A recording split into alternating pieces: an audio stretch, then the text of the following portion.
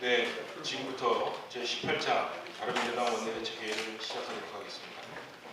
원내대표의 말씀 있겠습니다. 네, 지금부터 18차 원내대책회의 시작합니다. 오늘 문재인 대통령께서 3차 남북 정상회담을 위해서 평양을 방문합니다. 국민의 한 사람으로서 부디 성과 있는 방북이 되기를 간절히 바랍니다. 무엇보다도 어제 대통령께서 스스로 말씀하신 것을 반드시 얻어오셔야 합니다. 남북 관계에서 새로운 선언이나 합의를 더하는 것은 지금 단계에서는 의미가 없습니다. 오로지 한반도 비핵화를 위한 구체적이고 실질적인 성과가 필요합니다. 한반도 비핵화가 첫 번째 매듭입니다. 의제를 여러 개 펼쳐놓고 협상을 할 것이 아니라 딱 하나면 충분합니다.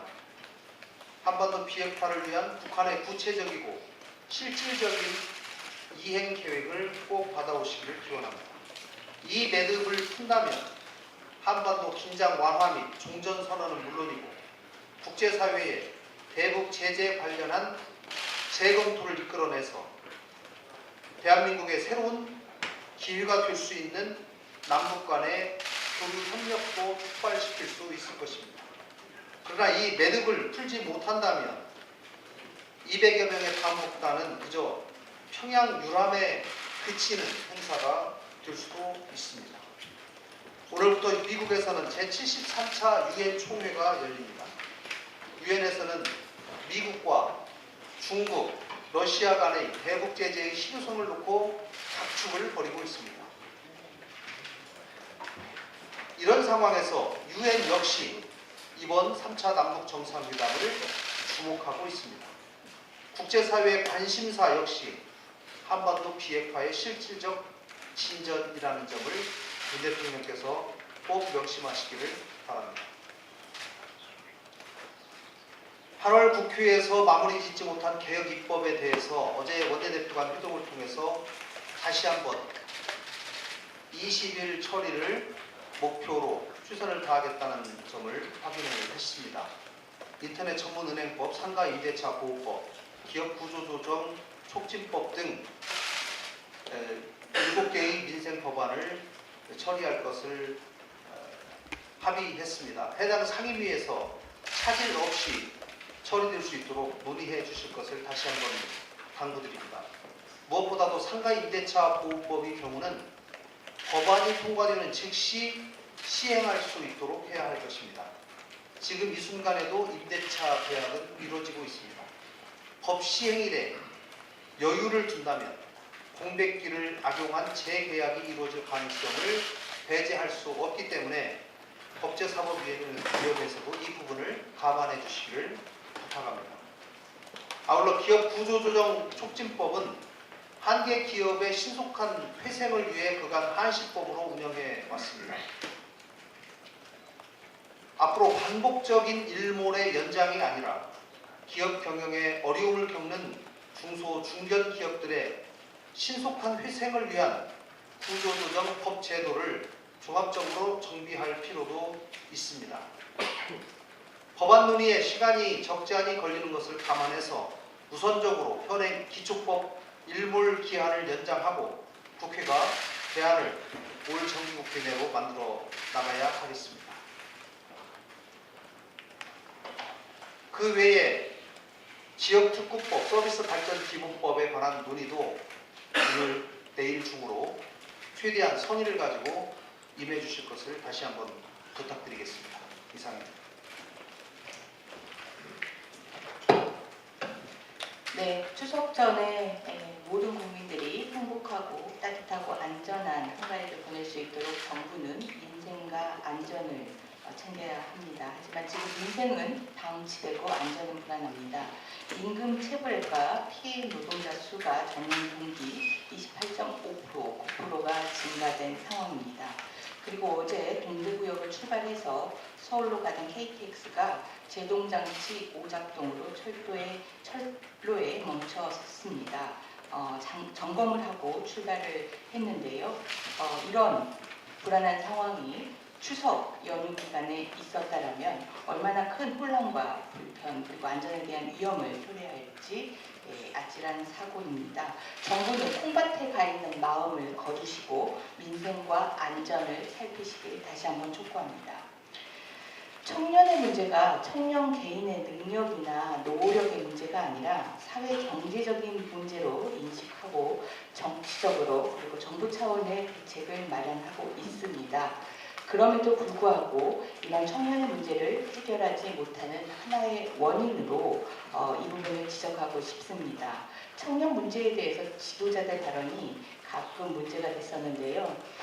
예컨대 젊어서 고생은 사서도 한다라는 발언, 그리고 어제 한국당 비대위 가치화좌표 재정립 소위 위원장인 홍성골 교수의 실업수당을 부끄러워하지 않는 피동적인 국민이 됐다.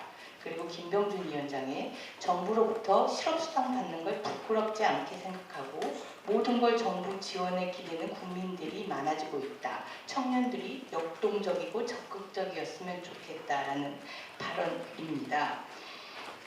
기본적으로 실업수당이 기업과 노동자를 위한 가장 근본적인 사회보장의 수단이라는 점에 대한 인식이 없다는 문제와 청년들의 문제를 여전히 청년 개인의 능력과 의지, 노력의 문제로 보고 있다는 기저인식의 문제입니다. 이러한 기저인식을 바꾸지 않는다면 청년 문제에 대해서 사회적으로, 경제 구조적으로 해결할 수 있는 방법은 난망할 것입니다. 인식을 먼저 바꾸시기 바랍니다.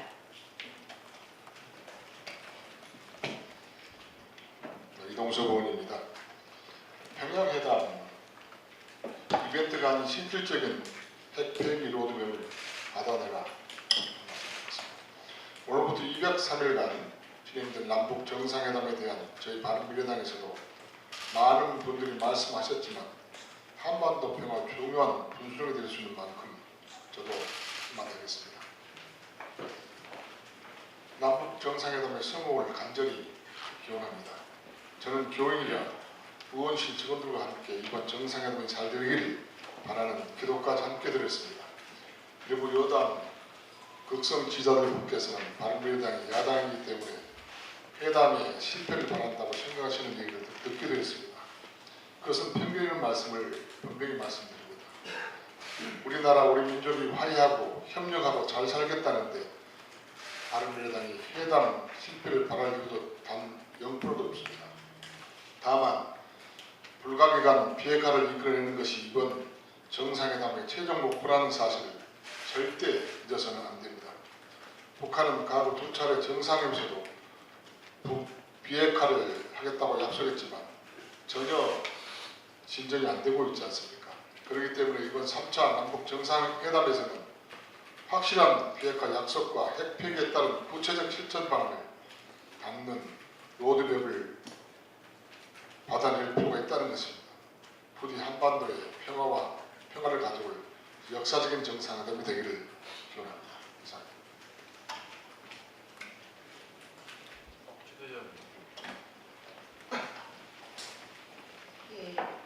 사회보장 정보 시스템의 개인정보가 업무 목적의 일람이 심각합니다.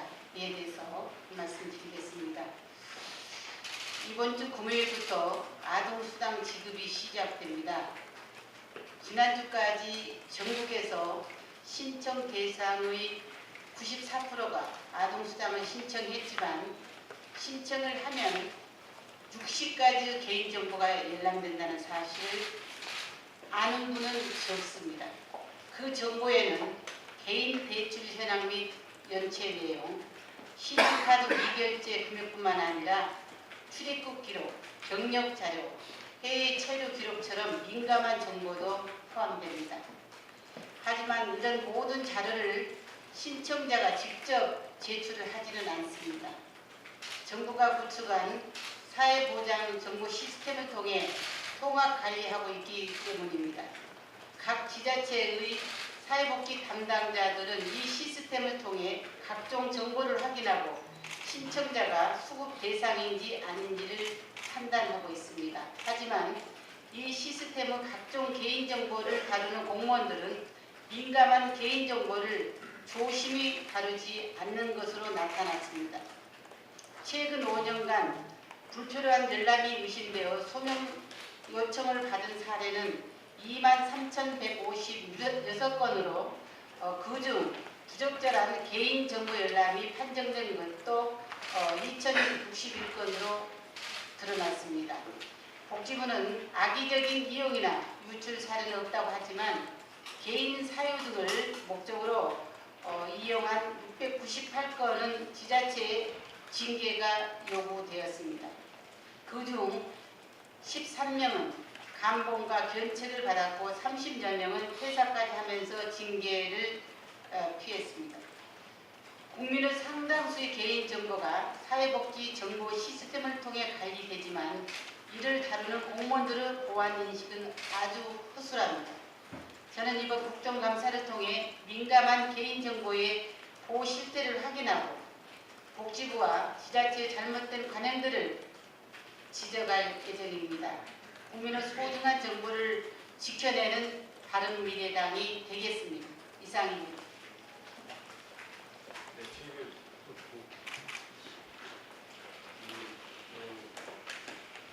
그 9월 3일날 바른미래당 오시고요. 농어촌 상생협력기금을 우리 바른미래당이 12월 11일 기념해서 1,111만 원을 보고마비로 강론으로 결정을 했습니다. 그 사이에 지금 그 농어촌 상생협력기금이 2015년부터 시작해서 실질적으로 법이 시행한 지가 2년째가 됐는데 도대체 무역을 통해서 FTA 이득을 본 업체들이 관심이 없어요. 두 번째는 대한민국 정부, 특히 청와대를 비롯한 농림축산식품부에서 과연 기울어져가는 농업인들에 대한 뒷바라지를 하는 데 대한 의지가 별로 없습니다.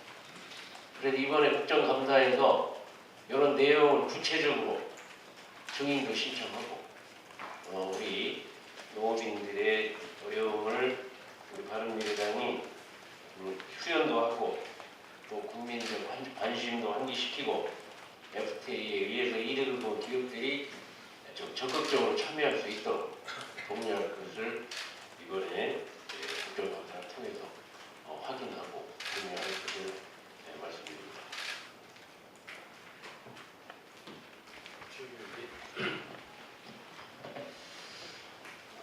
대통령이 남북 간 항구적 평화를 위해 이번 회담에서 두 가지 문제에 집중적인 노력을 기울이겠다고 했습니다.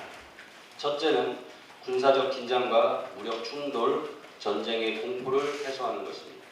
둘째는 비핵화를 위한 남북 대화를 촉진하는 것입니다. 이 두 가지를 말씀하시고 국민들에게 응원을 부탁하셨습니다. 그렇다면 재벌 총수는 왜 데려가는 것입니까?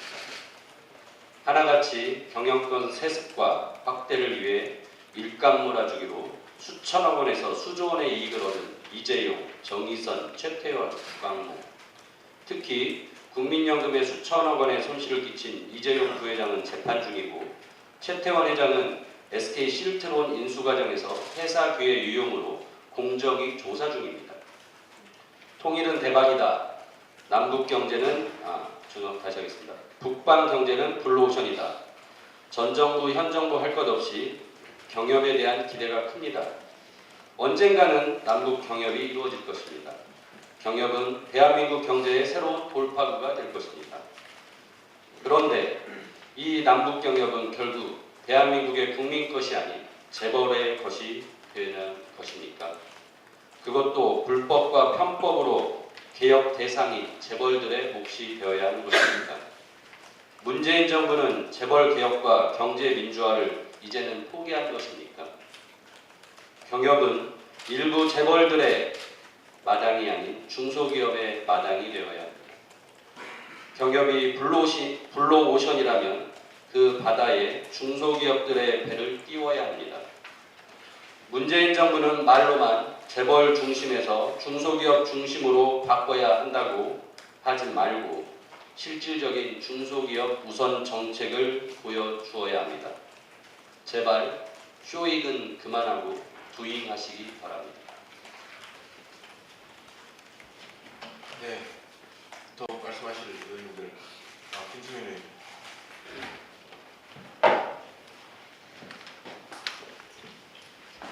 네, 여가위 간사 김수민입니다. 최근 공탕집 여성 성추행 사건이 논란에 있습니다. 회식 자리에서 다른 테이블의 여성을 성추행했다는 혐의로 기소된 남성에게 재판부가 6개월의 실형을 선고해서 사회적 파장을 일으키고 있는 것인데요. 가해자와 피해자 진술의 사실 여부나 그 진위를 떠나서 논란이 계속 커지고 있습니다. 다음 달인 10월에는 오프라인 시위까지 예고되는 등 파장이 확대되고 있습니다. 논란이 불거지자 법원은 해당 판사의 보직을 바꿨다고 합니다. 개별 사건을 두고 비교하는 것은 무리겠지만 김문환 대사는 유죄, 안희정은 무죄, 또 공탕집은 징역, 노래방은 벌금이라는 것이 국민의 눈높이에서는 당최 받아들이기가 조금 힘듭니다. 실제로 다른 사건과 달리 성폭력 사건의 경우에 1심에서 유죄를 받았다가 항소심에 가서는 무죄로 뒤집어지는 경우가 굉장히 많다는 통계도 있습니다. 대체로 성추행을 두고서 판사가 벌금형이냐 또 6개월 이상의 징역형이냐를 선고하는 명확한 기준이 없기 때문입니다. 판사의 재량이 곧 기준이라고 합니다. 사법부의 이런 무죄 판결의 큰 폐해는 사법부의 불신을 넘어서 우리 사회의 갈등입니다. 특히 여성에 대한 혐오로 변질될 우려가 있기 때문에 사법부의 합당한 양형 기준 설정을 촉구합니다.